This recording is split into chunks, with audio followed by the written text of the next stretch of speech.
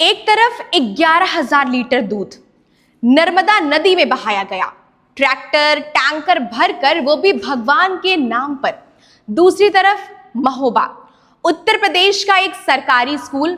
बच्चों को mid day meal में क्या मिला?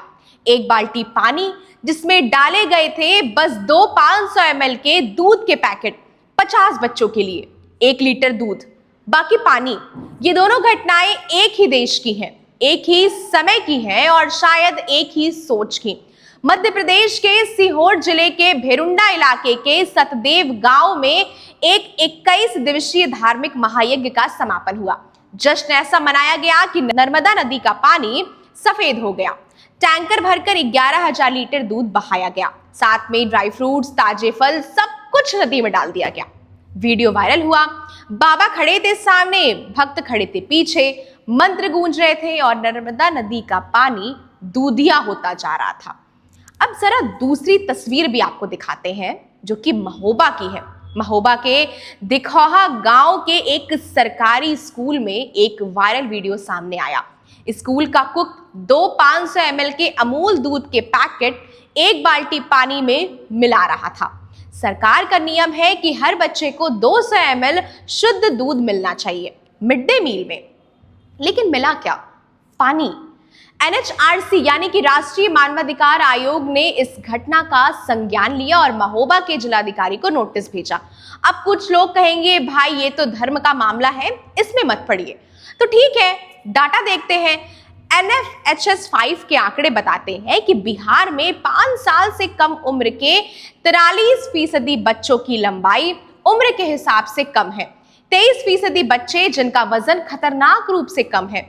बिहार, झारखंड, उत्तर प्रदेश और मध्य प्रदेश ये वही राज्य हैं जहां बच्चों में कुपोषण की दर सबसे ज्यादा है और इन्हीं राज्यों में सबसे ज्यादा धार्मिक आयोजन भी होता है और सबसे ज्यादा चढ़ावा भी चढ़ाया जाता है। सबसे बड़े बड़े बाबा यहीं पर बैठते हैं। वैज्ञानिक ने चेताया है कि 11,000 लीटर दूध नदी में डालने से बायोकेमिकल ऑक्सीजन डिमांड यानी कि BOD बढ़ जाता है। नदी की ऑक्सीजन खत्म हो जाती है और मछलियां मर जाती हैं। तो एक तरफ बच्चे कुपोषित हो रहे हैं, दूसरी तरफ मछलियां मर रही हैं और बीच में खड़ा है ये दिखावा। अब आते हैं उन लोगों पर जो कहेंगे तुम हिंदू होकर हिंदू धर्म पर उंगली उठा रही हो। तो भाइयों और बहनों, एक काम करते हैं, शास्त्र को खोलते हैं और सीधा भगवान से ही पूछ लेते हैं, क्या भगवान ने कभी ये कहा है कि नदी में दूध बहाओ मैं प्रसन्न हो जाऊंगा? गीता के अध्याय 9 श्लोक 26 में श्री कृष्ण ये कहते हैं, पत्र पुष्प फल तोय यो मैं भक्त्या प्रयक्षति, यानी जो मुझे पत्ता, फूल, फल या पानी भी प्रेम से चढ़ाता है मैं उसे स्वीकार करता हूं। भगवान ने कभी ये नहीं कहा कि मुझे 11,000 लीटर दूध चाहिए, पानी नहीं। और रही बात हिंदू धर्म की, हिंदू धर्म के सबसे बड़े ग्रंथ महाभारत में यक्ष युधिष्ठिर संवाद में लिखा गया है, अन्य का दान सबसे बड़ा दान है। खुद एक स्पिरिचुअल गाइड कभी ऐसे कर्मकांड नहीं करता जो नुकसान पहुंचाते हैं। एक सच्चा बाबा निस्वार्थ होता है, ईश्वर से जोड़ने का सही रास्ता दिखाता है। तो सवाल हिंदू धर्म पर नहीं है, सवाल उन बाबाओं पर है जो हिंदू धर्म को ATM कार्ड की तरह इस्तेमाल कर रहे हैं।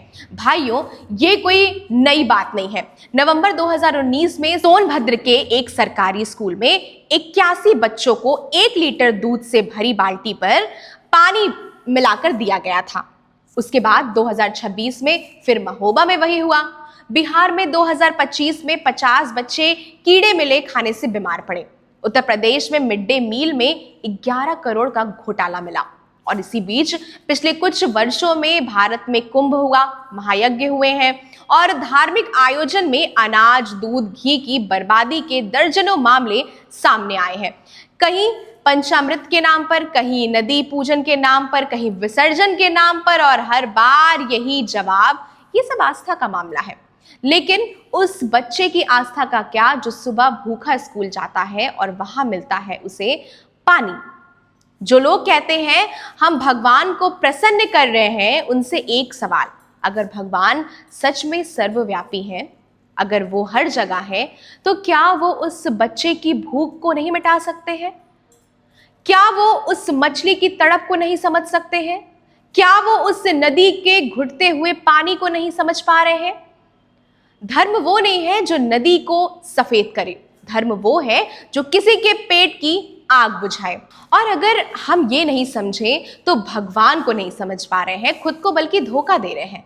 इस खबर पर अपनी प्रतिक्रिया हमसे जरूर साझा करिएगा। तब तक के लिए बने रहें जनपद के साथ। धन्यवाद।